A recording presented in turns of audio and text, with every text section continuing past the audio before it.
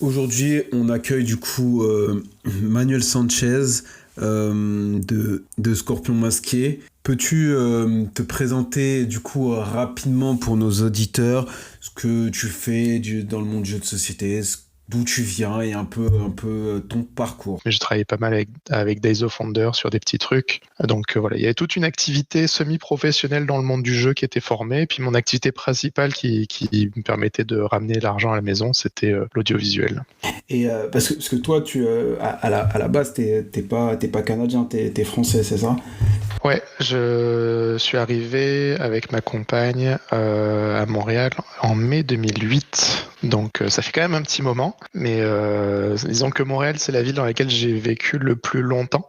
Mais oui, je suis d'origine française. J'ai vécu pendant très très longtemps, pendant assez longtemps à Toulouse, où j'ai fait mes études et où j'ai commencé ma vie professionnelle. Et avant ça, j'étais dans le sud-est, dans le Var et dans la région niçoise. Ok. Et à quel moment, du coup, parce que t'étais quand même joueur, t'as toujours été joueur, ou c'est arrivé petit à petit, à quel moment tu t'es intéressé, on va dire, au monde du jeu de société pour pouvoir un peu, au fil du temps, aller de plus en plus vers lui? Ça a toujours été, j'ai toujours été joueur et ça a toujours été une passion sous de nombreux aspects.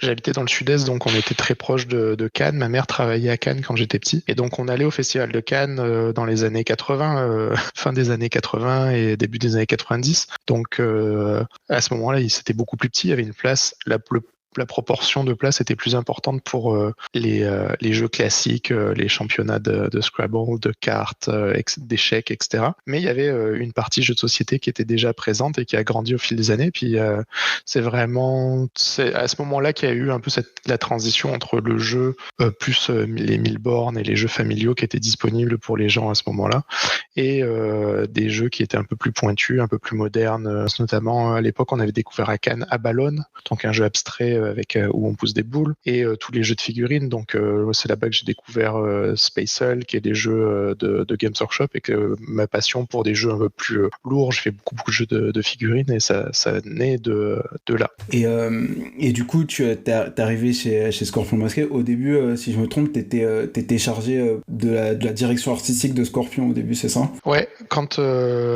Christian m'a engagé, en fait, lui, il était le seul salarié de Scorpion Masqué. Il travaillait avec des personnes en freelance au besoin, et la personne qui s'occupait de toute la partie graphique, qui s'appelle Marie-Ève, partait faire autre chose. Et il se trouve qu'une partie de cette autre chose, c'était Randolph, qui est maintenant une grande société avec laquelle c'est notre société sœur. On partage les mêmes bureaux. D'ailleurs, tu peux voir derrière moi, les gens le voient pas, mais une partie de logo Randolph sur le mur. Et donc, il avait besoin de quelqu'un pour l'accompagner pour toute la partie visuelle. Donc, moi, c'est vraiment mon point d'entrée dans Scorpion Masqué. Je faisais beaucoup de mise en page, de graphisme, la direction artistique. J'essayais d'apporter justement mon expérience, parce qu'à ce moment-là, ça faisait déjà longtemps que je travaillais dans le milieu du graphisme, de l'audiovisuel. J'avais aussi de l'expérience sur des jeux que j'avais fait à côté. Donc, toute mon expérience sur la partie visuelle, c'était vraiment mon apport. Et puis petit à petit, comme on était deux au tout début, et après ça a grandi, j'ai fait de plus en plus de choses.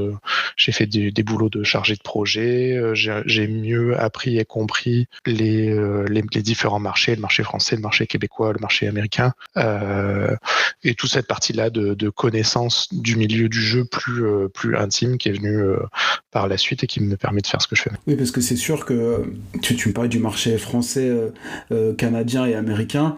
C'est vrai que Scorpion Masqué, c'est on va dire, ils font quand même des jeux, si je me trompe, qui est pour la plupart pour le marché francophone.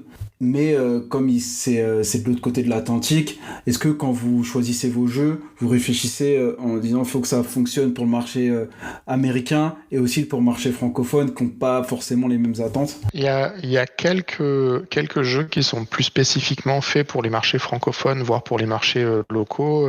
Maintenant, on en fait moins parce que on a besoin de faire des tirages plus importants. Mais il y a quelques jeux qui étaient plus spécifiquement québécois par le passé. Mais en fait, on est un éditeur français francophone, mais on ne travaille pas pour le marché francophone, sauf quelques exceptions, parce que le marché français est suffisamment gros pour que s'il y a un succès sur ce marché-là, ça fonctionne. Mais en règle générale, on conçoit nos sorties comme des sorties internationales. Donc pour nous, quand on sort un jeu, il sort toujours en français et en anglais, et c'est nous qui faisons notre localisation en anglais. Ils sortent simultanément dans les deux langues, et on a beaucoup de travail d'export qui est fait. Le marché allemand, c'est un marché qui est très important pour nous aussi. Le marché américain, c'est un marché qui est très important. En fait, le marché américain et le marché français sont à peu près à égalité en termes de vente chez nous, donc sont aussi importants l'un que l'autre. Et en dessous viennent le Canada, l'Allemagne. Alors, exceptionnellement, l'année dernière, l'Allemagne est passée en tête, mais donc l'Allemagne est en train de grimper, mais ça restait quelque chose qui était comme le 3e ou 4e marché. Et on est présent dans toute l'Europe, on est présent en Asie, on est vraiment avec nos jeux qui sont les plus gros succès, on est présent partout. Quelqu'un vend un jeu de société, on y est, quoi. Donc on n'est pas spécifiquement un éditeur qui travaille pour le marché francophone, et ça nous différencie sans doute aussi des éditeurs français qui en général sont souvent des sorties franco-françaises dans un premier temps, et après puis s'exportent et sont distribués ailleurs, alors que nous on le conçoit vraiment d'abord dans francophonie, tous les pays anglophones d'un coup, et très très vite on passe sur l'export. On essaye d'être le plus synchronisé possible sur l'ensemble des territoires. Et du coup, avec les nouvelles législations qui arrivent, qui sont un peu fluctuantes aux États-Unis, est-ce que vous, en tant que, on va dire, plaque tournante de sortie internationale, est-ce que ça vous atteint ou pas tant que ça? Ça nous atteint forcément parce que, comme je disais, le marché américain, c'est une partie importante de notre chiffre d'affaires. Après, on a la chance en fait, ceux qui sont le plus atteints, c'est les éditeurs qui sont directement américains, parce que eux, comme c'est leur marché natif, ils ont l'immense partie, ce qu'on décrivait un petit peu des éditeurs français parfois, qui sont d'abord sur le marché français et après qui pensent à l'export. Les éditeurs américains, c'est beaucoup ça. Ils sont beaucoup sur leur marché qui a un potentiel important très développé là-bas, et peut-être parfois un peu moins développé à l'export, et c'est eux qui vont en pâtir le plus. Nous, on a la chance d'être quand même très étalés à l'international, le marché américain, français, canadien, allemand, européen, etc., etc. Donc c'est une part. Si ça baisse, c'est une part chez nous qui baisse, c'est pas l'essentiel de nos ventes. Il vous reste de quoi faire la bascule sur d'autres marchés, quoi. Exactement. Et de plus, beaucoup d'acteurs américains qu'on connaît sont sur des gros jeux, ou ont des façons de fonctionner qui sont très différentes des nôtres. Ils peuvent avoir des coûts de matériel ou de développement qui sont plus importants. Donc on est quand même bien positionné, ou même s'il y a des frais de douane, nous on fait très très attention aux coûts de production et on a des finances qui sont très saines, on fait très attention à nos marges. Donc on n'est pas dans un cas où notre marge est microscopique et le moindre bump va nous détruire. On n'est pas du tout dans ce cas de figure-là.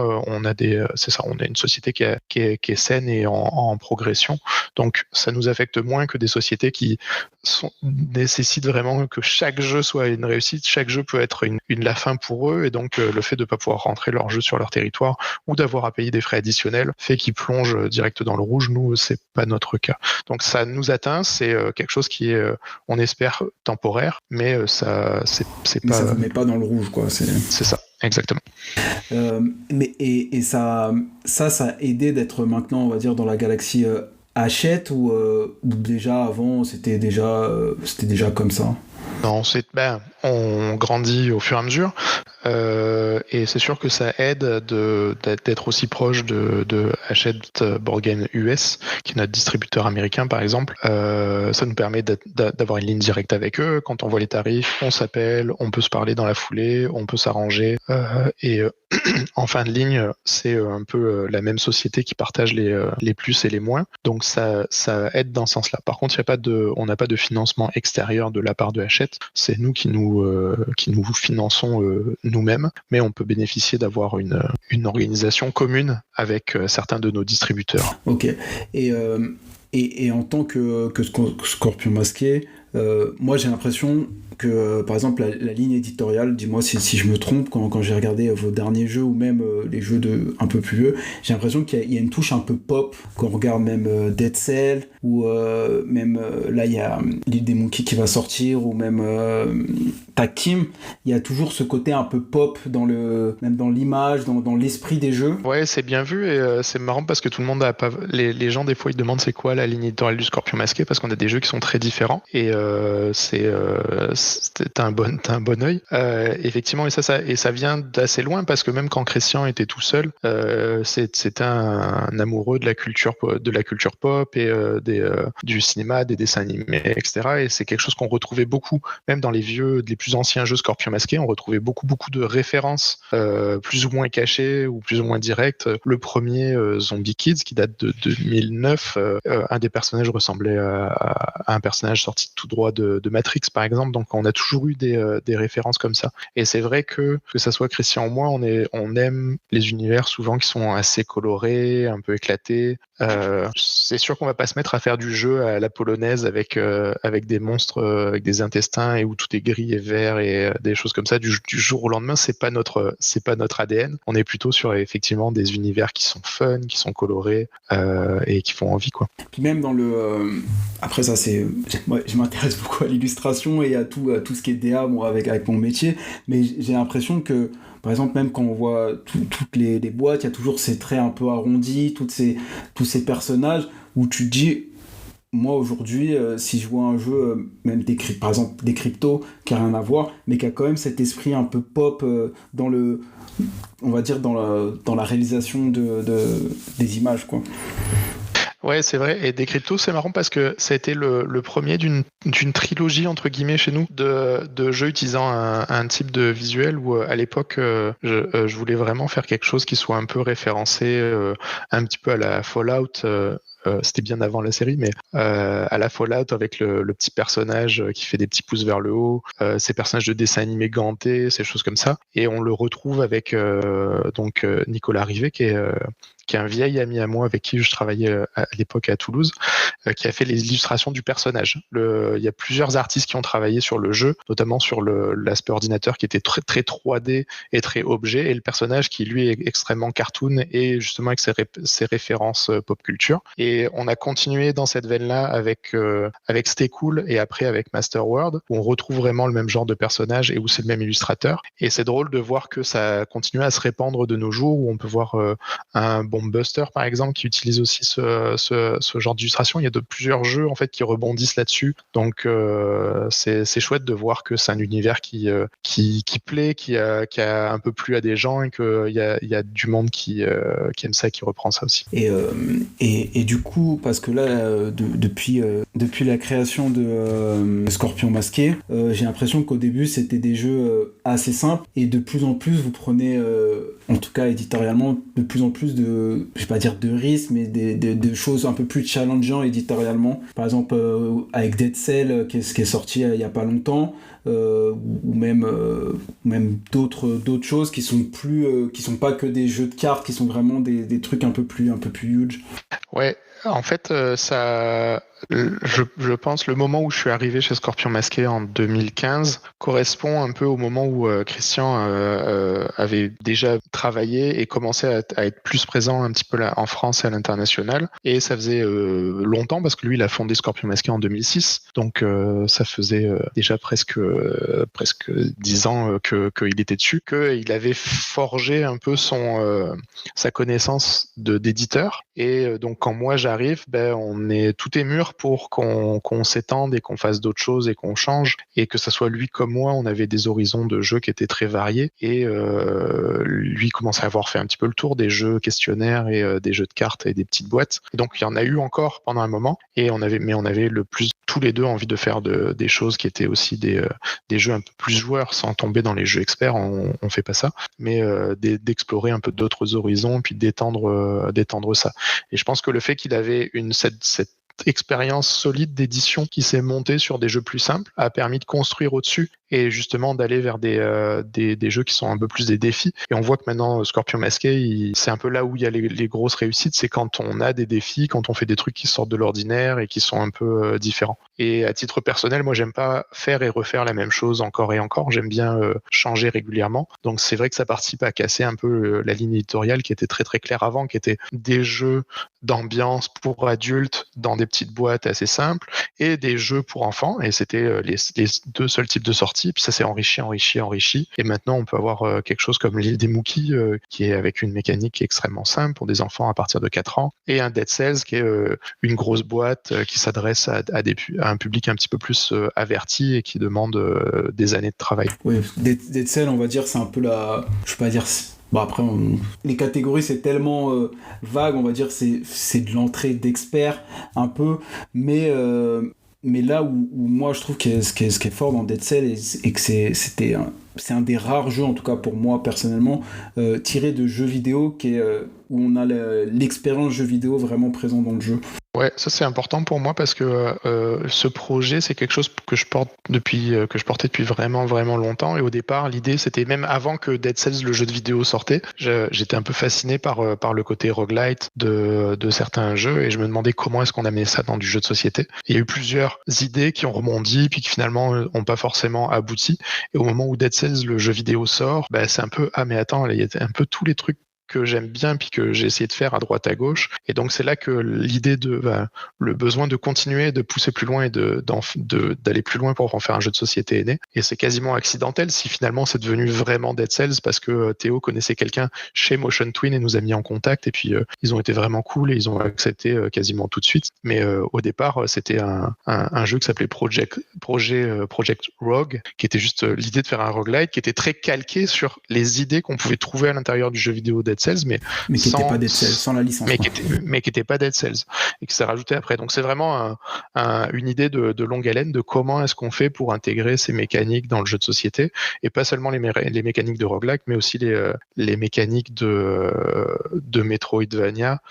Et on pourra en discuter pendant longtemps, mais de certains Zelda aussi qui sont un peu le même type de mécanique qui se retrouvent, même si c'est pas là une représentation 2D de profil. Et toutes ces mécaniques-là qui existaient pas ou quasiment pas dans le jeu de société et que moi j'avais vraiment envie de trouver comment est-ce qu'on fait tout ça, comment est-ce qu'on peut intégrer ça. Du coup, oui, c'est vrai que on retrouve ça dans les Zelda aussi. Je suis assez d'accord avec toi qu'on retrouve cet état d'esprit.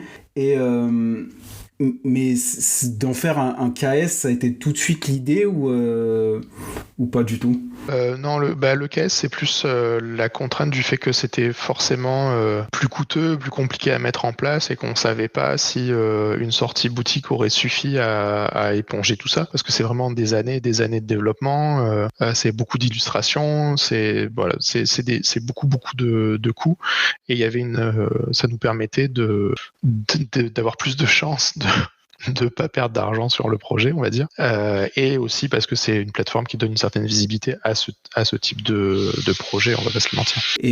Et par la suite, on va dire dans un futur, est-ce que vous avez l'envie de retenter des expériences KS, ou non, c'était juste pour celui-là où vous dites ça, on va dire, il cochait les cases de l'esprit KS?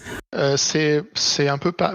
Je pense pas qu'on refera un Kickstarter. C'est pas certain à 100% parce qu'il peut toujours se passer des choses dans la vie.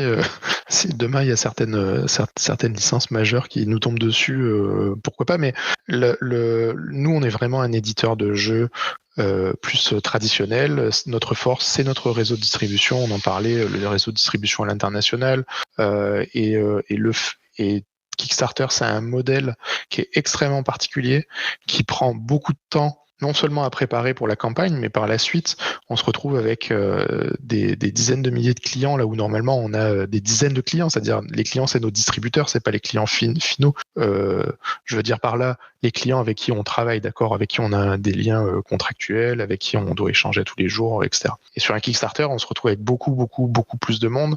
C'est beaucoup plus d'organisation, de réussir à livrer ça. C'est du travail littéralement de distribution. Donc pour nous, ça pèse énormément et c'est compliqué de maintenir notre travail d'édition classique, tout en faisant ce travail-là à côté. C'est une charge qui est immense. Donc, je pense pas qu'on va continuer. On est plus à l'aise sur notre travail d'édition plus classique et avec notre travail de distribution habituel.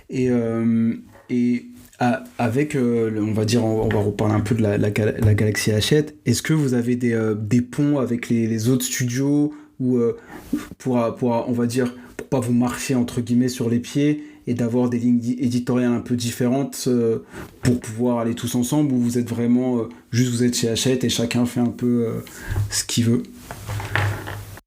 Non, on est vraiment extrêmement libre éditorialement. Il y a aucune contrainte. On choisit nos jeux. Il y a pas un jeu qui est pris un éditeur pour être donné à un autre, ou bien de direction qui est donnée à l'ensemble. Je pense que chaque éditeur a été choisi justement pour une raison, parce qu'il faisait ce qu'il faisait et qu'il le faisait bien. Et donc il y a aucune volonté de modifier ou d'abîmer ça. Et donc on reste extrêmement indépendants les uns des autres pour ça. Ok, très bien. Et comment, du coup, vois-tu l'évolution du jeu de société? Parce que le jeu de société est quand même un secteur en plein essor. Comment tu vois un peu son évolution aujourd'hui? C'est un marché qui change extrêmement vite. Et vraiment, quasiment tous les 6 mois, ça change et ça évolue. Donc il faut tout le temps se réadapter. Ce qui est un peu d'un côté, tu dis ça en essor, genre si on regarde le volume global a tendance à augmenter. Mais de l'autre côté, c'est un marché qui devient de plus en plus un marché de la nouveauté, en tout cas pour ce qui est de notre part, c'est-à-dire le jeu de société qui s'adresse à des gens qui connaissent un peu le jeu de société, d'accord. Scorpion Masqué, on n'est pas dans du gros mass market, c'est pas Skyjo qu'on fait, donc c'est un marché qui est un petit peu différent et qui est en train d'évoluer vers un marché de la nouveauté. Ça fait très longtemps que les gens en parlent et que c'est sur la table, mais là ça devient encore plus marquant qu'avant. C'est de plus en plus difficile pour des titres plus anciens de se maintenir, et quand tu sors quelque chose, peut-être ça peut exploser, marcher hyper bien, mais ça va peut-être descendre beaucoup plus vite qu'avant au niveau des ventes. C'est plus dur de se maintenir, et c'est dur de maintenir un fond de catalogue avec des niveaux de vente élevés, ce qui était moins le cas avant.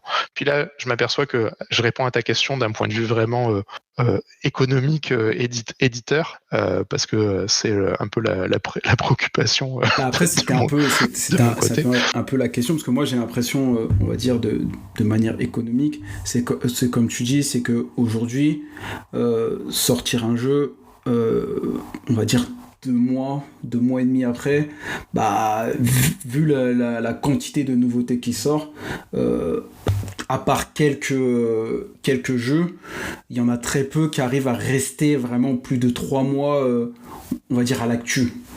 J'ai l'impression, oui, on peut même réduire ce temps-là. Hein. Il y a même des jeux qui arrivent même pas sur les étagères des boutiques de jeux, parce qu'il y a tellement de jeux qui sortent que tout le monde est obligé de faire une sélection, tout peut pas être présenté, et ça nuit. Effectivement, il faut être dans les jeux qui sont le plus attrayants, vraiment très très vite, les jeux les plus forts dont les gens parlent le plus, pour avoir une chance d'être vu à la sortie. Et après, il faut que le jeu il soit hyper bon pour qu'ils se maintiennent et que les gens maintiennent leur attention autour de ce jeu-là, continuent à y jouer ou à le partager avec les autres. Et effectivement, ça peut avoir pour effet que sur des petits jeux ou en fait, concrètement, comment ça se voit chez nous, c'est que les succès sont des plus gros succès qu'avant et les échecs sont des plus gros échecs qu'avant. On était assuré de faire une certaine quantité sur un peu n'importe quoi avant. Maintenant, c'est plus assuré, quoi. Mais maintenant, et je dis pas qu'on faisait n'importe quoi, bien sûr, on fait attention à nos sorties. On sortait des doses comme ça tout le temps. Voilà, ça a jamais été. On n'a jamais sorti beaucoup de jeux par année, donc c'est pas notre logique. Mais que le jeu soit une réussite ou moins une réussite, ça marchait suffisamment avant pour que ça soit toujours fonctionnel. C'est plus le cas maintenant. Un jeu qui marche et qui trouve pas son public immédiatement, il disparaît très très rapidement. Et plus inquiétant, des jeux qui font un beau succès au moment de leur sortie peuvent disparaître l'année d'après hyper vite. Oui, parce qu'il y a beaucoup, en fait, maintenant, comment j'étudie un peu ce marché, il y a tellement de de quantité, et on est aussi dans une société, dans un global qui est très demandeur de toujours un peu, je dis un peu une société Netflix, qui a besoin toujours d'être nourri de nouvelles choses, et sans forcément pousser, on va dire, des anciennes même des choses qui sont déjà existantes. Mais après, moi le premier, hein, je me mets aussi dans le groupe, et du coup c'est difficile de garder un jeu qui se maintient vraiment longtemps, même s'il est bon, parce que celui d'après, il y aura encore un jeu qui sera aussi bon, et la personne, elle va plus aller vers le nouveau jeu que vers le jeu ancien, pas parce qu'il est pas bon, juste parce qu'il a l'étiquette ancien, entre guillemets, quoi. Ouais, tout à fait. Il y a une offre qui est de plus en plus vaste et de plus en plus qualitative aussi, hein, parce qu'il ne faut pas juste voir ça comme un côté négatif, mais ça fait qu'il y a une concurrence qui est extrêmement forte, qu'on est une industrie assez jeune et qui a été encore très très amateur il n'y a pas si longtemps et qui se professionnalise. Et la qualité d'un point de vue de production, d'édition, de gameplay, de tous les jeux qui sortent est de plus en plus élevée. Donc ça, c'est chouette. Ça fait que, et puis les gens s'influencent, les éditeurs s'influencent les uns les autres, mais ça fait effectivement qu'il y a une offre qui est très vaste, et c'est difficile pour les gens de s'y retrouver, de retrouver leur petit là-dedans. Donc ouais, c'est pas facile, mais ça nous pousse à vouloir des concepts encore plus novateurs et puis des jeux encore plus forts, quoi. Bah, on va parler du coup d'un des jeux pour moi qui je pense qui va fonctionner, j'espère, parce que j'aime bien.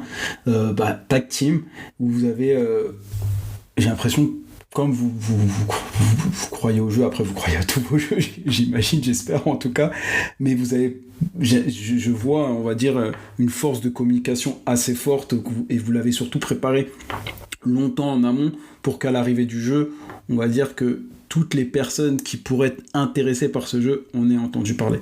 Ouais, et ça c'est aussi, il faut lever notre chapeau à Joël ici, qui est notre directrice marketing, qui fait aussi un super travail autour de ça, et de la reconnaissance des jeux, et de les placer suffisamment tôt sur la carte. Mais effectivement, souvent ce qu'on fait, c'est que plus on est avancé dans le jeu, on a plein de petites étapes. D'abord, on commence à le présenter de façon assez confidentielle à quelques personnes, puis après on le présente à nos distributeurs, et puis après plus à des créateurs de contenu, des boutiques et des gens. Et chacune de ces étapes, on voit la réaction des gens autour d'un jeu, et comme un jeu comme Tag Team, les gens sont hyper enthousiastes tout le temps.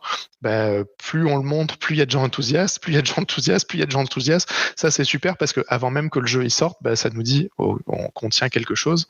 Et donc, plus cette boule de neige grossit, plus on la pousse pour la faire grossir. Donc, en quelque sorte, c'est aussi la force du jeu qui l'entraîne. Donc, il y a tout le travail qu'on fait sur la communication autour du jeu, la façon dont on va le présenter, le placer, mais aussi la puissance du jeu, parce que l'un sans l'autre, ça sert à rien. Il faut les deux pour être capable de faire ça. Et un jeu comme Tag Team, on a la chance qu'il ait cette puissance-là, et qui crée cet enthousiasme qui fait qu'il va rebondir et grossir. Et puis on mise énormément dessus. On est déjà en train de travailler sur plusieurs années de développement pour du contenu après ça. C'est vrai que c'est un jeu qui se veut esprit Unmatch, esprit Dice Throne, tous les jeux un peu comme ça, où tu as envie de voir des nouveaux persos sortir assez fréquemment, pour pouvoir, on va dire, t'amuser avec différentes mécaniques, quoi. Ouais, c'est basé sur les personnages, et là on a quand même par rapport à un match ou un Dice Throne, nos personnages fonctionnent en paire avec un autre. Et ça change tout, parce que non seulement tu veux un nouveau personnage pour voir qu'est-ce qu'il fait, mais qu'est-ce qu'il fait quand tu le mets avec un autre que tu as déjà. Et c'est quoi la paire qui va marcher le mieux, et qu'est-ce qui se passe avec lui, et cette carte-là avec cette carte-là. Et il y a un vrai travail de synergie entre les personnages qui se fait. Et c'est ça aussi qui fait le fait qu'on s'en lasse pas facilement. Donc il y a non seulement la nouveauté des personnages, mais même si tu as juste la première boîte avec 12 personnages, tu peux jouer à l'infini. Et nous, encore aujourd'hui, des fois, on fait une partie pour tester quelque chose, et c'est « Oh, mais attends, si tu mets ça avec ça, il se passe ça. Oh, mais attends, j'avais pas vu que contre ce genre de stratégie que tu es en train de mettre en place, je peux faire comme ça et m'en sortir. » Tu vois, il y a vraiment tout le temps quelque chose de nouveau qui se crée autour du jeu. Et je pense que c'est une des forces de ce jeu-là et qui fait que ça plaît aux gens, puis ça leur donne envie d'essayer plein de choses, quoi. En plus, j'ai parlé un peu, parce que Corentin est passé du coup sur mon podcast et on en avait parlé un petit peu. Et ce qui était drôle, c'est qu'il m'a dit que le jeu a failli ne jamais voir le jour. Parce que au début, vous étiez... vous aimez bien le jeu, mais il y avait un truc qui fonctionnait pas, ou il y avait un truc, et ils sont revenus avec une dernière version qui a fait un peu le goal, quoi. Le jeu se réalisait pas, c'est qu'en fait depuis ça faisait vraiment longtemps, et ça fait longtemps qu'on le porte, parce que je sais plus en quelle année on a commencé à travailler avec Grisha, et puis après Corentin s'est joint à nous, mais le potentiel, il était là, on voyait où est-ce que ça pouvait aller, mais à chaque fois qu'on jouait avec le jeu avec quelqu'un pour le présenter, il fallait dire mais attends, c'est pas encore comme ci ou c'est pas encore comme ça. On voyait que ça se rendait pas, il y avait quelque chose qui se passait pas comme ça devait dans le jeu. Et il y a un moment où effectivement ça a été vraiment une remise en question importante, parce qu'avec la concurrence qui existait, on se disait on n'y arrive pas, le jeu arrive pas à se concrétiser, le potentiel n'est pas concrétisé, et ce jeu va se péter la gueule si on le sort. Et donc effectivement il a fallu c'était un peu cette version de la dernière chance où tout a cliqué et est tombé en place, et là le jeu a atteint son plein potentiel à ce moment-là. On s'est dit ok, c'est bon, c'est parfait, on le fait, et puis on le pousse jusqu'à la fin maintenant. Mais oui, il y a eu cette phase là, et c'est marrant parce qu'il y a beaucoup des jeux Scorpion Masqué qui ont eu un bon succès, qui ont eu ces moments de doute très très forts, hein, parce que Turing Machine, c'était un jeu qui est compliqué à expliquer, et il y a un moment où il y a vraiment eu un doute, est-ce qu'on est capable de le sortir, est-ce que ce jeu peut faire quelque chose, et là pour le coup c'est Christian qui avait ce doute-là, et moi de mon côté qui disait non mais c'est unique, il faut le continuer, puis ça a marché. Decrypto, c'est un jeu qui est extrêmement compliqué à pitcher, donc il y a vraiment beaucoup de jeux comme ça qui ont eu un moment de non, ça marche pas, qu'est-ce qu'on fait avec ça? Et souvent c'est ceux qui derrière ont le plus de potentiel. C'est vrai que là, quand tu parles de Turing Machine et des cryptos, qui sont deux jeux que j'aime beaucoup, mais c'est vrai que des cryptos, à chaque fois que j'explique les règles, on me regarde, waouh, qu'est-ce que c'est que ce jeu, on comprend rien. Et après, dès qu'on joue, ça s'emboîte et les gens comprennent. Mais à l'explication de règles, souvent tu te dis, ouais, je vois pas trop où on doit aller. Ouais, c'est ça. Et quand on est en cours de développement, et là, et c'est à ce stade, alors qu'on a beaucoup travaillé dessus. Alors t'imagines avant à quel point ça pouvait être compliqué, qu'on a beaucoup aplani le terrain pour le rendre plus accessible. Donc il y a des phases où c'était vraiment, est-ce que ce jeu pourra devenir accessible un jour? Mais c'est vrai qu'il est alambiqué, je dirais. Mais alambiqué bien, parce que il y a ce truc où tu te dis ok, je dois faire ça, mais il rapporte un truc, on va dire, un peu novateur dans les jeux de mots, quoi. Ouais, mais puis je pense que c'est ça qu'on essaye de faire sur la plupart de nos jeux, c'est d'apporter quelque chose. Alors on réussit pas toujours, ou des fois on apporte quelque chose mais ça tombe un peu à côté de ce que les gens attendent, donc ça peut arriver, mais on essaye quand on prend un jeu, on se dit qu'il y a quelque chose à l'intérieur de jeu qui est un peu spécial et qui va apporter quelque chose. Et en l'occurrence, effectivement, quand Decrypto arrive, il y a beaucoup de jeux d'association d'idées, mais lui, il a une façon vraiment unique d'être traité qui est mais oui, mais je note les associations des autres et je peux essayer de deviner leurs mots alors que je les connais pas. C'était quelque chose qui crée une émotion qui est nouvelle. Et je pense que c'est ça qui est important, c'est que chaque jeu doit créer une émotion qui est puissante et si possible qui crée une émotion que t'as pas déjà ressentie avec un autre jeu. Alors c'est pas toujours évident, mais c'est ce qu'on essaye de faire. Oui, après de toujours chercher le jeu novateur ou le jeu qui a pas été fait. C'est vrai qu'aujourd'hui il y a énormément de jeux qui ont été faits, donc de trouver le jeu qui a jamais été fait, je pense que ça doit être quand même un travail hyper compliqué. C'est pas toujours qui a jamais été fait, mais qui a jamais été fait comme ça, peut-être. Oui, c'est plus ça la bonne phrase en vrai. Une fois de temps en temps, il y a un jeu qui fait quelque chose qui a jamais été fait, mais c'est une fois aux 3 ou 5 ans, donc c'est vraiment pas... c'est un peu le Graal de trouver ça. Mais des fois, juste un jeu qui fait quelque chose qui n'a jamais été fait de cette façon-là, ou qui crée une émotion qui est très unique chez les gens, ça peut suffire, ça peut déjà être un beau succès. Et par an à peu près, vous, pour être viable et pour aussi avoir assez de temps avec vos équipes, vous devez, ou vous sortez, ou vous voulez, je sais pas quel est le bon mot, sortir combien de jeux? En général, on sort 3-4 jeux par an, sachant que c'est un peu réparti entre différents complexités de jeux. C'est un jeu, un petit jeu pour enfants prend pas le même temps, ou un petit jeu de cartes prend pas le même temps à développer que un jeu comme Tag Team par exemple. Donc en général, on essaye d'être un petit peu étalé dans nos sorties pour qu'on fasse pas 3 jeux dans l'année qui sont extrêmement gros. Mais c'est beaucoup bousculé par les retards que certains jeux peuvent prendre, par ce que les auteurs nous proposent aussi, parce qu'on dépend beaucoup de ça, que les différents auteurs dans le monde et en France aient envie de nous proposer leurs jeux et puis les idées qu'ils vont avoir. Et des fois, il y a des choses qui vont bousculer notre calendrier, comme l'île des Mookies qui vient juste de sortir. C'est un jeu qui nous a été présenté à Cannes par Florian, donc Florian Siriex.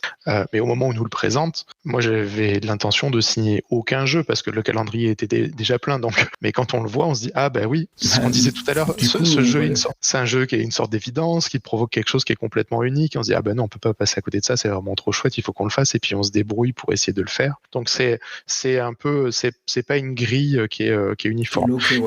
Cette année, on a moins de sorties parce qu'il y a des jeux qui n'étaient pas complètement prêts, qui ont été poussés à l'année prochaine. Donc on a juste deux jeux, c'est l'île des Mookies et Tag Team. Mais du fait qu'il y a des jeux qui ont débordé, l'année prochaine, on a plus de sorties. Donc voilà, il peut y avoir cette variabilité-là, mais on essaye de se tenir à 3-4 jeux par an, parce que c'est ce qu'on est capable de faire. Et même là, en fait, on a rentré un nouveau chargé de projet pour travailler avec nous, parce que c'est pas juste le nombre de jeux, c'est aussi le temps que demande chacun des jeux. Donc plus on a des jeux qui ont une certaine complexité de développement, plus ça prend du temps. Donc 3 Tag Team dans l'année ou 3 Mookies dans l'année, c'est pas du tout la même charge de travail.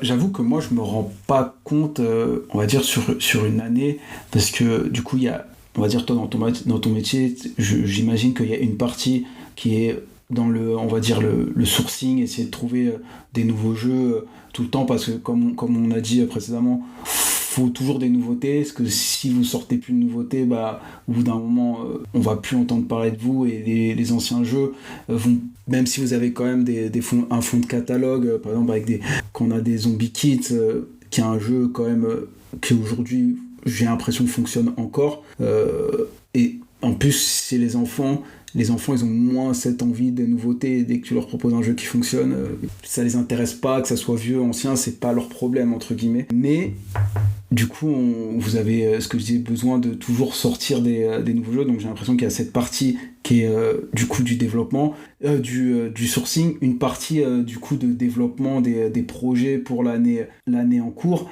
Et tu dois aussi avoir le N+1 ou N+2 en développement. C'est ça, on est tout le temps en train de jongler avec, disons, une dizaine de projets.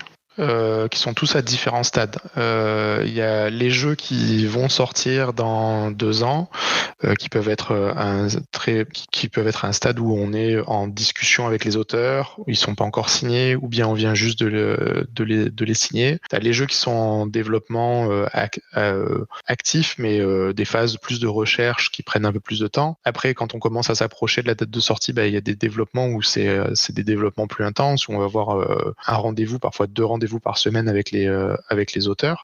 Et après, il y a les jeux qui sont en phase d'être envoyés à l'impression. Donc, en général, le développement à ce stade-là, il est terminé, mais il y a beaucoup de travail de graphisme, d'ergonomie, de travail avec l'usine, et c'est une phase assez intense parce qu'en général, on n'a plus beaucoup de temps pour finir tout ça et l'envoyer à l'impression pour que ça sorte.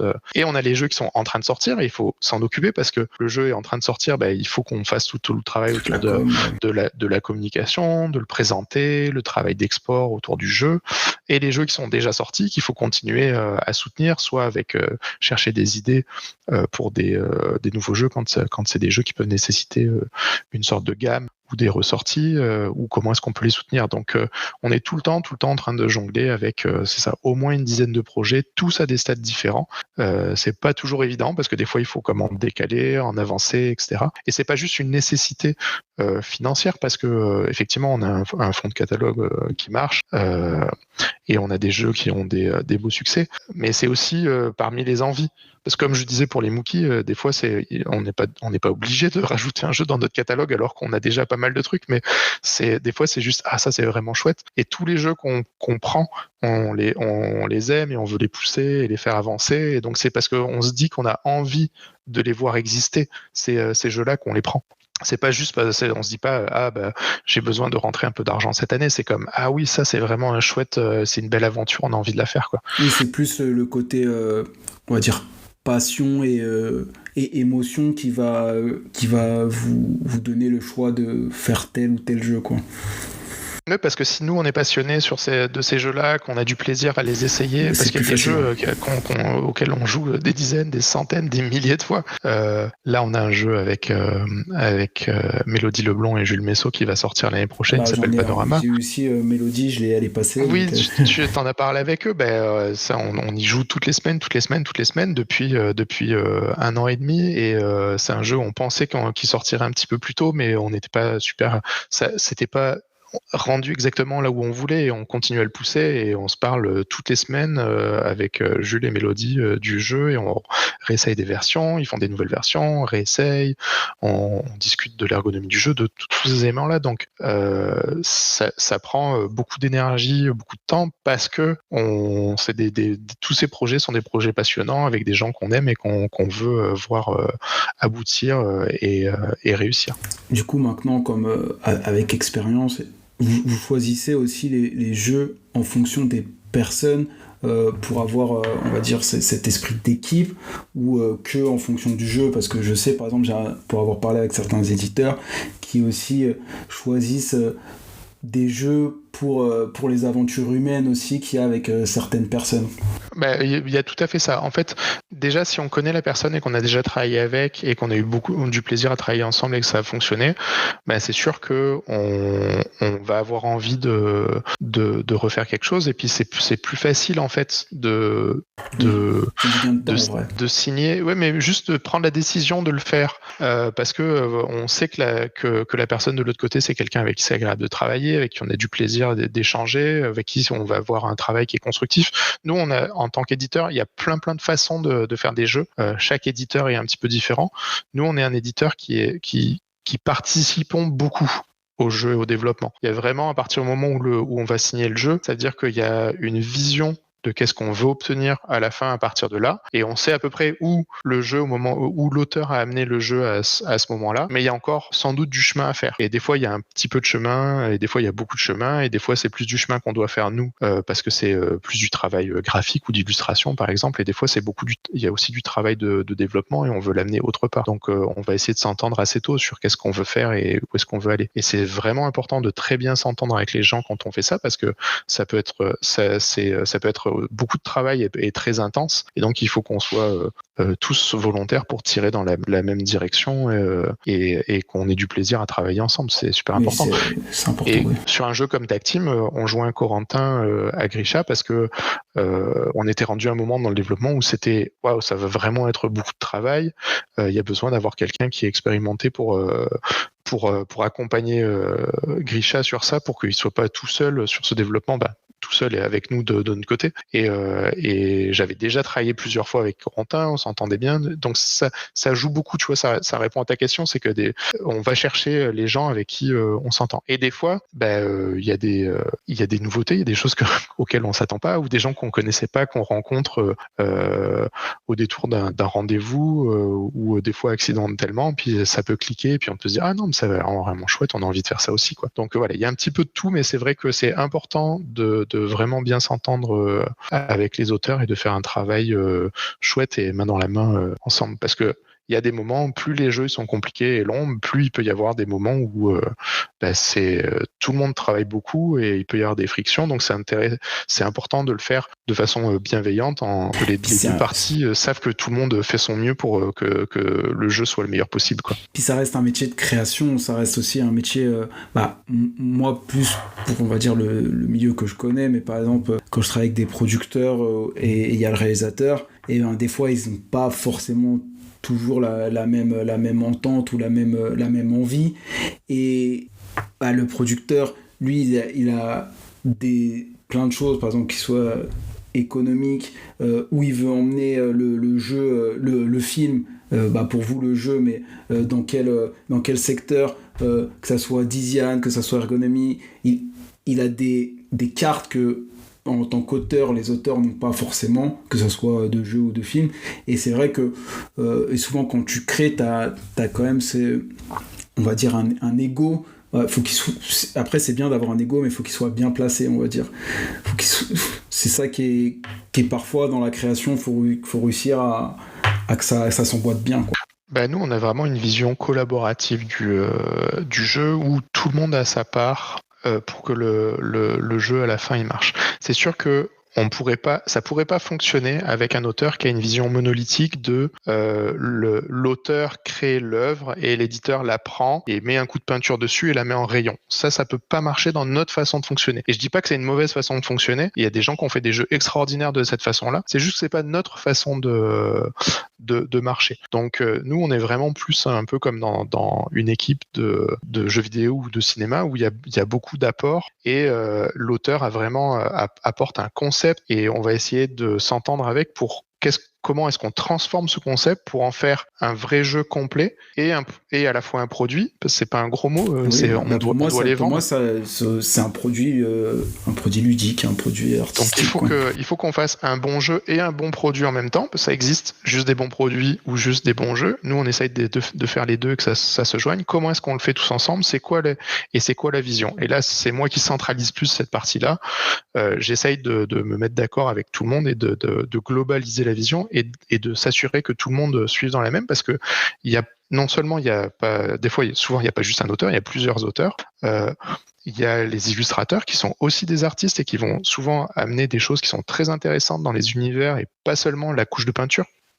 Et les gens qui font le développement chez nous sont aussi quelque part des auteurs dans le travail de développement qu'ils vont apporter. D'accord, ils sont pas labellés comme auteurs sur la boîte du jeu, mais c'est un travail qui se rapproche de ça, et donc il faut que tout le monde marche en collaboration pour qu'on réussisse à faire quelque chose qui fonctionne et que chacun donne le meilleur de lui-même et qu'on fasse 1 + 1 = 3 et que ça fasse quelque chose comme ça qui est un petit peu au-dessus de la somme des parties individuelles. Et chacun met, on va dire, ses ingrédients pour avoir la meilleure soupe, quoi. Oui, c'est ça. Et voilà, donc c'est un peu notre état d'esprit, c'est comme ça qu'on marche, et ça demande par contre d'avoir effectivement une direction qui est claire et qui est cadrée pour pouvoir faire marcher ça, mais c'est cette vision collaborative que nous on pousse et qu'on essaye d'avoir. Souvent ça marche, parfois c'est plus difficile, mais la plupart du temps ça marche bien et ça fait des belles choses. Et dans tous vos jeux, est-ce que parfois, quand tu me disais que vous participez, ça vous est déjà arrivé, par exemple au dernier moment de tout changer, ou de dire il y a un jeu qui est sorti et vous dites on est peut-être trop proche, on va rethématiser, ou quand votre jeu il est comme ça, vous y allez parce que des fois c'est trop tard avec le timing.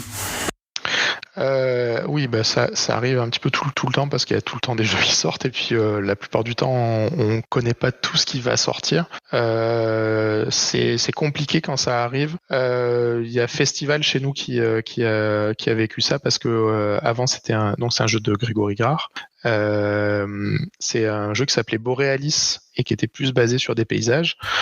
Et il y avait beaucoup de jeux de tuiles de paysages qui sortaient, et il y avait un jeu qui s'appelait Boréal qui sortait quelques mois avant chez Spiral. Donc là on a pris le parti pris de vraiment rebooter, pas le développement parce que la mécanique restait la même, mais rebooter la thématique, les illustrations, alors que les illustrations étaient finies, il manquait juste la couverture, les illustrations internes étaient faites à presque 100%, et on est reparti, et c'est toujours compliqué, parce que tu peux pas savoir si ce que tu es en train de faire ça va marcher. Après c'est super dur en vrai de savoir, parce que même des fois quand le jeu est bien, des fois ça fait un four, et des fois le jeu où vous avez l'impression de dire on aurait peut-être dû faire ça, et finalement vous avez fait le truc où vous n'êtes pas allé peut-être au bout de ce que vous avez en tête, et c'est celui qui marche le mieux. C'est vrai que c'est compliqué aujourd'hui de savoir à 100%, même si on sait un peu quand on a un jeu qui va fonctionner avec l'expérience, mais c'est compliqué de savoir à 100% si un jeu va fonctionner ou va prendre un four directement. Et le pauvre festival, c'est drôle parce que c'est drôle. Après donc avoir vécu un changement de titre, de thématique et d'illustration au complet, on était vraiment rendu avancé, et puis on travaillait avec Mélodie à ce moment-là, et là on a découvert qu'il y avait j'imagine. deux ou trois autres jeux de feux d'artifice qui sortaient avec des noms qui étaient proches. C'est comme là peut-être autant on rechange, faut dire. C'est ça. Il y avait chez Toumanta c'était Spring Festival avec des feux d'artifice chinois qui sortaient.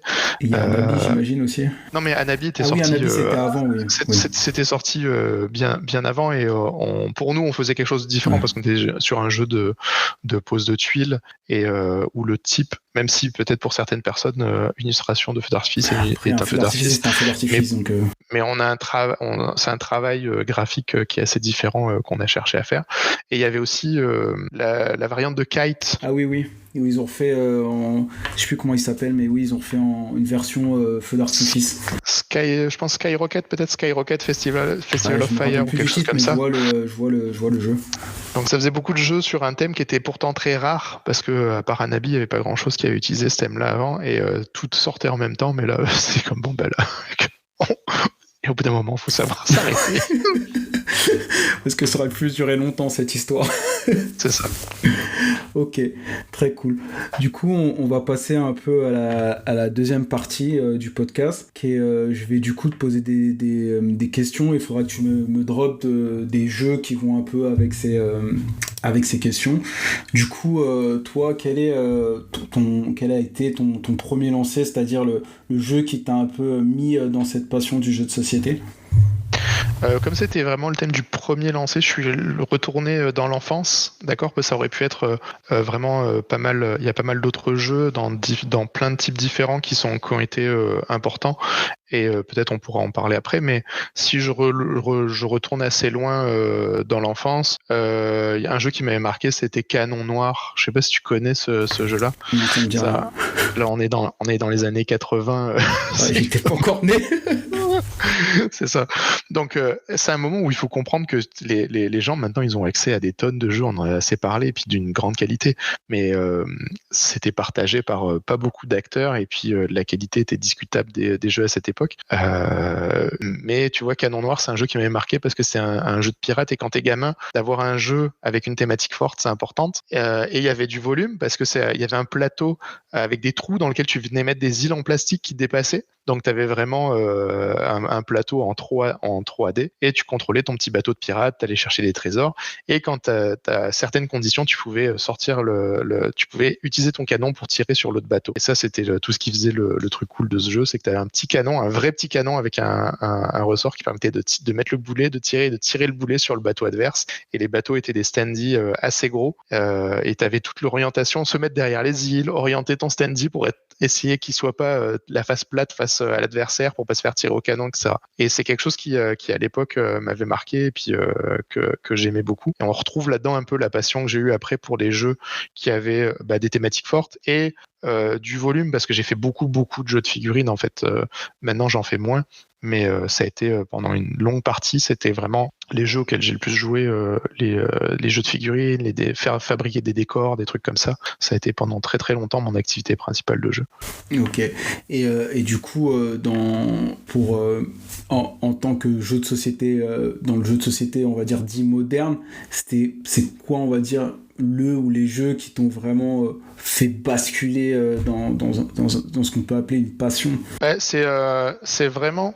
Il y a des étapes, et c'est par type de jeu. Et plus on va arriver dans des époques modernes, moins il y a de jeux qui sont aussi importants, parce que voilà, il y a beaucoup de production, et donc c'est plus rare d'avoir quelque chose qui se démarque autant. Mais il y a eu vers la fin des années 80, il y a eu l'œil noir pour le jeu de rôle, où ça a été comme vraiment je faisais beaucoup de livres dont on est le héros. Ils ont été assez malins, où ils ont fait ce format-là, mais pour du jeu de rôle. Et donc au début, je pensais que j'achetais un livre dont on est le héros, et puis en fait, j'ai acheté un jeu de rôle. Et ça, c'était vraiment, c'est un jeu allemand au départ. Ça a été un peu le jeu qui m'a fait découvrir le jeu de rôle, et après j'en ai fait énormément. Donc on n'est pas dans le jeu moderne, hein, parce qu'on est encore fin des années 80. Et après, pour le jeu de figurines, Space Hulk, au début des années 90. Donc là, la découverte de ça en voyant au Festival de Cannes à l'époque, au détour d'un couloir, ces couloirs de vaisseaux avec des figurines d'aliens et de marines, les portes qu'on pouvait ouvrir, et de là après ça a été tout ce qui est Warhammer 40 000, Warhammer Battle, beaucoup de Blood Bowl.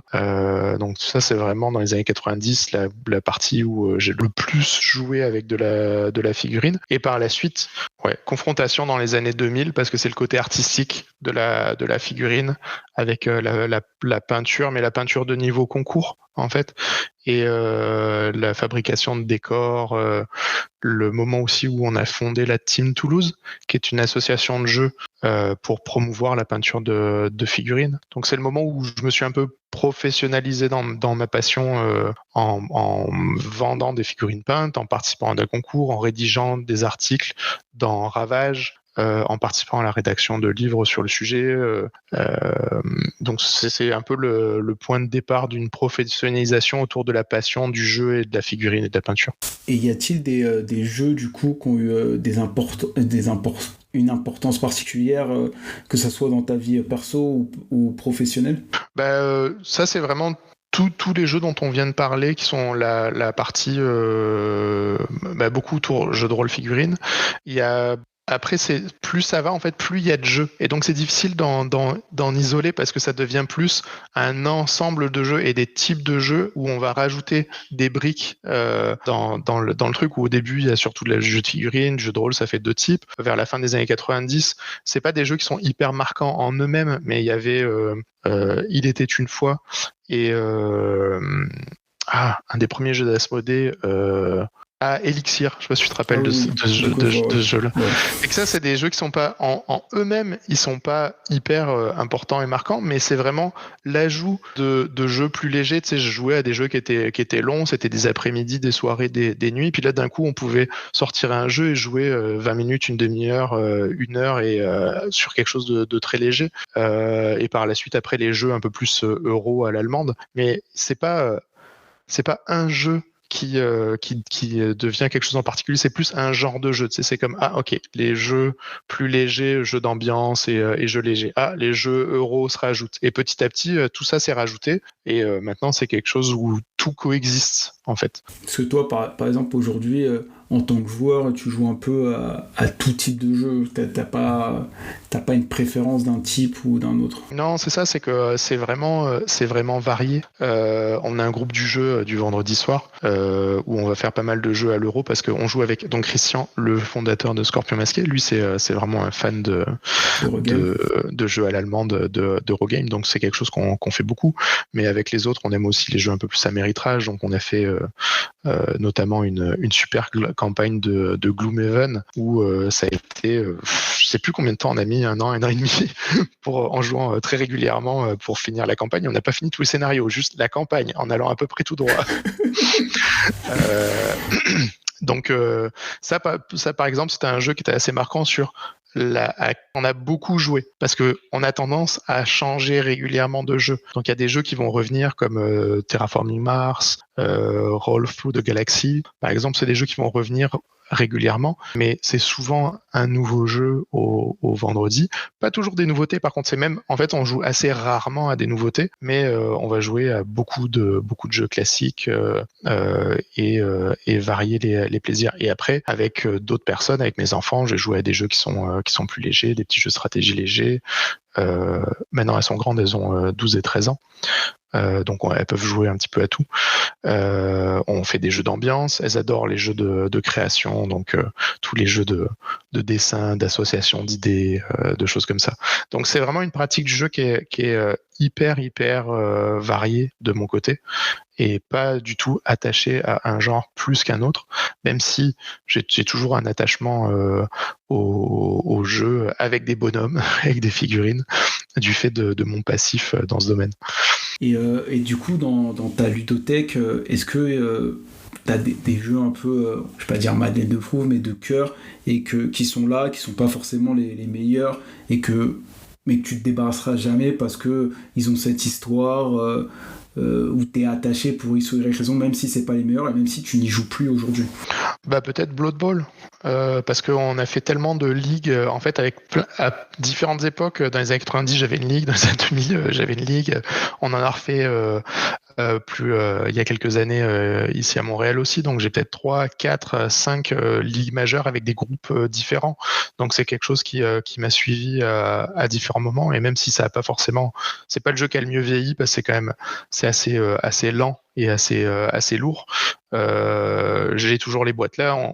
Pour la petite histoire, on a une vente d'entrepôt avec Randolph le week-end prochain, et il y a pas mal de jeux dont je vais me départir pour faire de la place à la maison. Mais mes boîtes de Blood Bowl sont toujours là, même si elles restent là tranquillement. La dernière édition, j'ai acheté la boîte, mais j'ai jamais joué avec cette édition-là, par exemple. Oui, c'est juste parce que tu voulais la boîte, quoi. C'est ça, on a joué avec l'édition précédente beaucoup, et puis la nouvelle est sortie, j'ai acheté pour avoir la boîte, et puis dans l'espoir de rejouer, et puis depuis on n'a pas trop rejoué, tu vois. Mais ouais, ça pourrait être ça. Après, ce qui est drôle, c'est que en tant qu'éditeur, bah, tu restes encore du coup fort dans l'âme, et tu fais encore des choses comme moi, par exemple. Il y a des jeux, des fois j'achète, je dis peut-être je jouerai, j'aime juste parce que je veux la boîte, et finalement bah la boîte reste là, et puis je fais d'autres choses, je teste d'autres trucs, mais je l'ai acheté par passion et parce que j'aime l'objet, quoi. Ouais, c'est ça, et j'ai la chance d'avoir tellement de gens qui sont très collectionneurs de jeux autour de moi que j'achète pas énormément de jeux. En fait, la plupart des jeux que j'achète ou que je me procure, c'est pour jouer avec ma famille. Donc c'est beaucoup de jeux que je sais que je joue avec les enfants la plupart du temps, et eux, on va y jouer, je pense, raisonnablement. Mais les plus gros jeux, souvent, il y a quelqu'un qui va les avoir dans mon entourage, et on va pouvoir y jouer plusieurs fois. Donc j'ai moins cet achat compulsif. De temps en temps, j'ai comme un truc où je craque, mais c'est pas. Par contre, avant, pour la figurine, c'est quelque chose qui est très très marquant chez les joueurs de figurines et collectionneurs de figurines. Moi, j'en fais presque plus, parce que avec la famille, le travail et tout, il faut du temps, j'imagine. Ouais, c'est un hobby qui demande un temps énorme que j'ai pas. Mais à l'époque, oui, tu pouvais acheter des boîtes et des boîtes et des boîtes de figurines qui restent sur ton étagère, qui sont jamais montées ou jamais peintes, et qui vont finir autre part juste parce qu'elles sont chouettes. Et au moment où tu la vois, tu dis ah non, c'est vraiment trop beau, ça, j'ai envie de la voir. Et puis tu le laisses là, et puis t'en achètes une autre. Exactement. C'est pas des très bonnes habitudes. Mais ça arrive encore, hein, tu vois. J'ai comme acheté quand même pas mal de cartes de Lorcana au moment de la sortie du jeu, en me disant ah, ça, on va jouer avec les enfants. Et puis finalement, elles ont fait une ou deux parties avec moi, et les cartes restent dans le tiroir. Et ça, c'est. Je souhaite à personne, il faut pas se lancer dans le jeu à collectionner, les enfants, parce que ça coûte hyper cher pour un petit paquet de cartes. Et puis finalement, si tu joues pas. Et puis c'est surtout si t'es en fait, ça coûte cher si tu veux être compétitif, en vrai. Oh, mais même là, attends, si tu veux une base d'avoir les starters, et puis d'avoir suffisamment de boosters pour commencer à avoir ne serait-ce qu'une petite base de départ d'eux, c'est rapidement bon, on va le dire en euros, pour si toi ça te parle plus qu'en dollars canadiens, mais tu es rapidement proche des 100 euros. Ouais, plus, oui, c'est ça, 150, alors que, ouais. Et t'imagines, avec ça, t'as un petit paquet de cartes, alors que t'achètes du jeu de société, 100 euros de jeux de société. Tu commences à avoir pas mal de choses, quoi. On va dire, si tu tapes dans le gros jeu, tu peux presque avoir deux jeux selon on va dire un jeu et demi, entre 2 et un jeu et demi. Si tu tapes dans les petites boîtes, ouais, tu peux avoir 7-8 jeux, quoi. Exactement. Puis si c'est un gros jeu, c'est un mammouth. C'est comme t'as 60 figurines, des plateaux à n'en plus finir. T'as acheté quand même un gros truc, alors qu'en jeu de cartes, t'as à peine la base de commencer à peut-être penser à faire quelque chose. Après, le TCG, c'est encore une autre discussion, mais je trouve que le business plan du TCG est magique et vraiment bien pensé pour t'obliger à acheter pour pouvoir jouer, quoi. Ouais, bah, ça joue sur des, les jeux vidéo le font beaucoup maintenant. Oui, Ça joue sur des l'adrénaline. exactement. Ça joue sur des mécaniques psychologiques importantes, mais ouais, il faut avouer que c'est assez cool les premières fois que tu ouvres tes premiers boosters et que tu cherches tes cartes. Bah, ça n'a rien à voir, mais par exemple, mon fils a adoré, mais vraiment, Zombie Kids.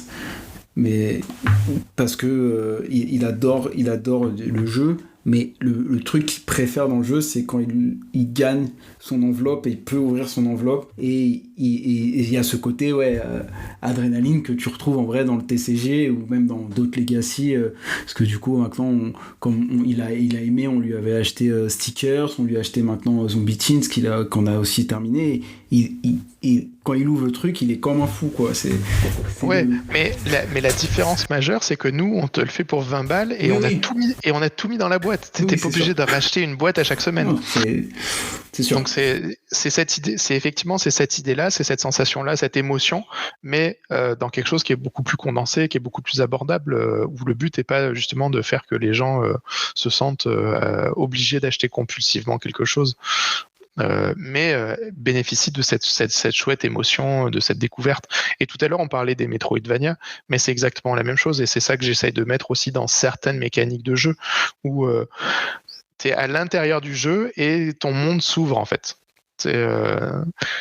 J'ai trouvé ça, la porte s'ouvre, mais je suis dans une nouvelle zone que je connaissais pas, il y a des nouveaux ennemis, des nouvelles choses, et tu vois, dans le jeu vidéo, c'est une sensation que tu peux avoir régulièrement dans certains types de jeux, et que j'essaye de mettre à l'intérieur des jeux de société. Dans le jeu de vidéo, on va dire, c'est un calcul qui a été fait, pas dans tous les trucs, mais tu dois avoir un truc positif tous les X temps qui te rajoute ce côté un peu, cette dopamine, cette adrénaline. Et c'est vrai que il y a de plus en plus de jeux de société qui se rapprochent de l'idée un peu des jeux des jeux téléphone, ou même des jeux vidéo, par exemple, pour en citer Toy Battle, ou même en vrai Zombie Teens. Il y a ce côté aussi très émotion jeu vidéo, j'ai l'impression. Et aussi Indemookie aussi, j'ai l'impression qu'il y a ce côté un peu émotion jeu vidéo. Et quand tu vas tirer dans les Mookies, c'est quand tu tires ta carte. Donc c'est même pas entre les parties, toutes les X parties, c'est comme plusieurs fois dans la partie, et sans t'obliger à acheter, parce que c'est ça aussi, il faut faire attention quand on cite les jeux vidéo, mais il y a beaucoup de jeux vidéo qui ont surexploité cette façon-là pour te vendre des packs payants, tu vois, et ça, j'aime des choses, des trucs comme ça. Ouais. Ça, j'aime pas trop ça, mais je trouve justement que c'est un peu dévoyer cette émotion pour la transformer en contenu payant. Et dans l'île des Mookies, tu as ce petit côté magique de je ramasse une carte, je la tourne, une carte brillante, trop chouette, quoi. Mais tu l'as payé, tu l'as déjà. Et on a fait super attention au prix sur ce jeu, d'ailleurs. C'est dans le. Il a combien fait là, 12 €, quelque chose comme ça? Ouais. 12 €. On l'a vraiment travaillé pour en donner un maximum pour le moins cher possible, pour que ça soit très abordable, justement, pour le plus de monde possible et pour les petits. Après, de plus en plus, vous devez faire attention, parce que le prix des jeux, et de ce que j'ai vu et de ce que va vers la baisse, on va dire, le public s'attend toujours aujourd'hui à plus de choses pour un peu moins cher, donc c'est vrai que ça doit être un peu plus compliqué pour vous, en plus avec l'inflation, de gérer vos marges ou des choses comme ça, non? Oui, globalement, c'est quelque chose qui a été une des modifications importantes dans le jeu de société. Effectivement, la tendance à la baisse des prix, et qui est aggravée de façon brutale aux États-Unis avec les tarifs, où vraiment tous les jeux au-dessus d'un certain tarif vont avoir au-dessus d'un certain prix vont avoir beaucoup de mal à exister à cause de ça, et le fait que les gens ont tendance à vouloir mettre un peu moins d'argent dans leurs loisirs pour plein de raisons. Donc on travaille beaucoup le prix des jeux, mais ça veut pas dire que tous les jeux doivent être en dessous de 15 ou en dessous de 20, tu vois. Tu peux continuer à exister en étant au-dessus, mais il faut que tu aies une offre qui se démarque et qui le justifie. Ça peut moins être un achat automatique que ça l'était avant au-dessus d'un certain prix. Oui, c'est sûr.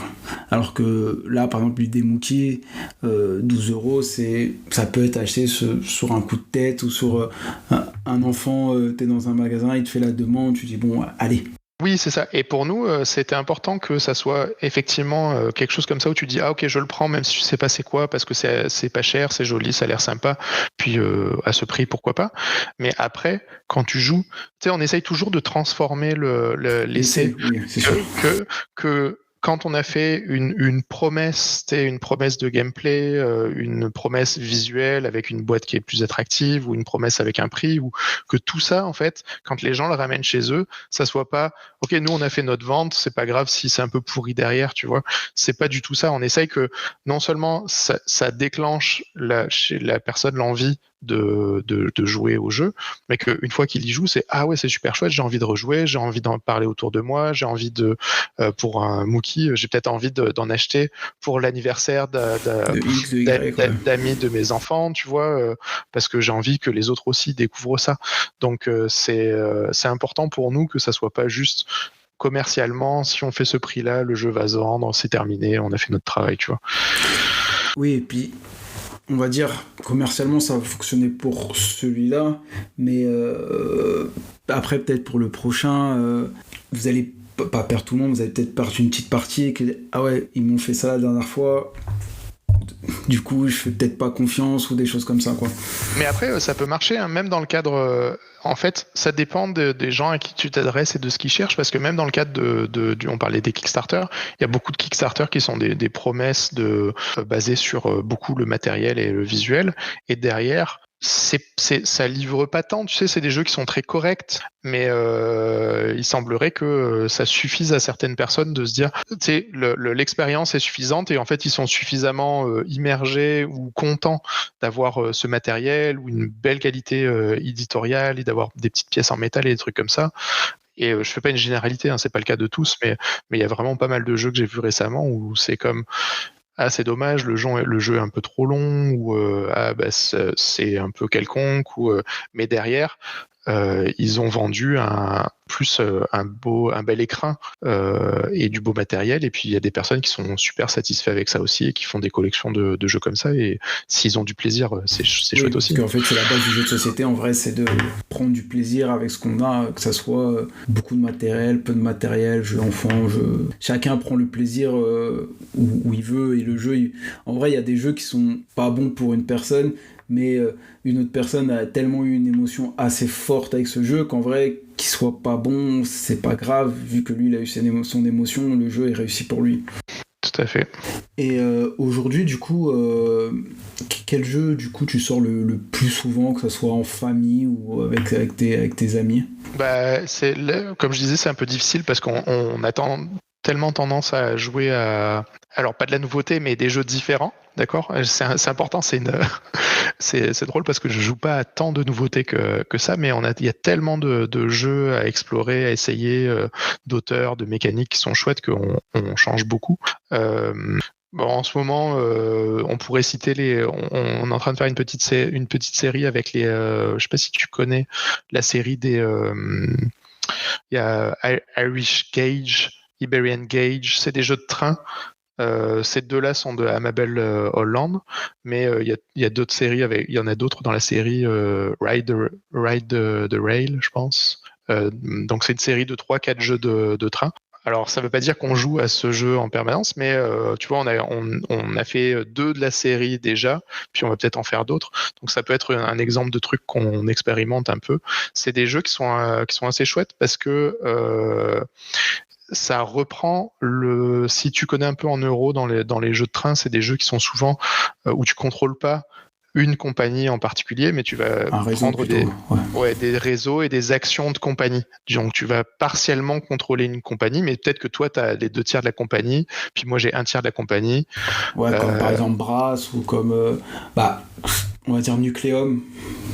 Alors, j'ai pas joué à cela, mais en jeu de train, il y a 1930, il y a Steel Driver. C'est vraiment il y a vraiment toute une série de jeux de train de cette façon-là. Et Là, ça reprend un petit peu cette idée-là, sauf que c'est très condensé. Les règles sont simples, elles tiennent sur un feuillet recto-verso, donc il n'y a pas beaucoup de règles, et en même temps, tu as cette sensation de « Ok, j'investis dans cette compagnie, celle-là est en train de monter, il faut que je prenne ces actions avant qu'elles soient trop hautes, ou bien celle-là va pas réussir à développer ses trains dans cette direction, ou voire même, j'ai pris des actions dans cette compagnie pour pouvoir moi aussi poser des wagons, et je les fais partir dans l'autre sens, comme ça je saborde la valeur de l'action pour les autres qui en ont plus que moi. » Donc voilà, c'est une série de jeux de train comme ça qui sont assez qui sont sympas, qui sont plutôt rapides à jouer, avec pas trop de règles, mais avec une profondeur de réflexion qui est forte, et puis franchement on s'amuse bien, c'est très rigolo de se dire non, qu'est-ce que tu es en train de faire, l'action est en train de baisser, non. Donc voilà, ça c'est dans les jeux euro, une petite série sur laquelle on est en ce moment, mais ça c'est pas forcément un exemple de jeu sur lequel on a beaucoup de répétitions. Oui, puis tu dois aussi en ce moment, tu joues tout le temps à beaucoup de protos, j'imagine. Ouais, bah là, beaucoup de protos. Et après, là, je cite pas nos propres jeux parce que c'est sûr que souvent les jeux auxquels je joue le plus, c'est les jeux en développement chez nous. Oui, c'est logique. Donc ça, on y passe pas mal de temps. Tag Team, vu qu'on a encore du contenu en développement, on y joue beaucoup. Mais c'est sur les prochaines boîtes, donc il y a quand même pas mal de trucs à faire. Donc beaucoup de parties de Tag Team, évidemment. Dans les jeux auxquels on a joué en série, après, t'as les trucs, les Legacy. On a fait donc avec notre groupe, on a fait un Ticket to Ride Legacy, par exemple, encore un jeu de train. Souvent, ça va permettre de faire une répétition. Tu vois, là où on va jouer une ou deux fois à un jeu et puis on va passer à autre chose pour expérimenter plus de choses, sur un jeu Legacy, on va y jouer plus. Toutes les parties, ou du moins une bonne partie pour pouvoir au moins finir la campagne. C'est ça, donc là tu vas avoir, je sais plus combien de parties ça représentait celui-là, mais sur pour Pandémie Legacy, on avait fait la saison 2, c'est une quinzaine de parties, donc tu vois, en fait c'est souvent les jeux comme ça, où on a cité Gloomhaven, Gloomhaven c'est 25 parties pour finir la campagne environ, donc on est entre 25-30 parties, c'est pas mal les jeux qu'on répète le plus, parce qu'il y a ça à faire, il faut avancer dans les scénarios, les personnages, etc. Et après, dans les classiques, tout à l'heure on disait Roll Through the Galaxy, ça revient vraiment très régulièrement sur la table. Terraforming Mars, ça fait longtemps, mais on a fait quand même pas mal de parties de Terraforming Mars pendant un moment.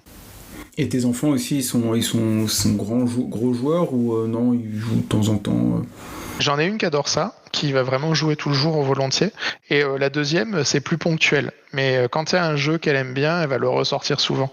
Elles ont beaucoup joué à Happy City, par exemple. Tu vois, c'est marrant parce que elles n'arrêtaient pas de le ressortir, de jouer avec des amis. Pendant les vacances, elles y jouaient. C'était un jeu qui est beaucoup sorti avec les enfants.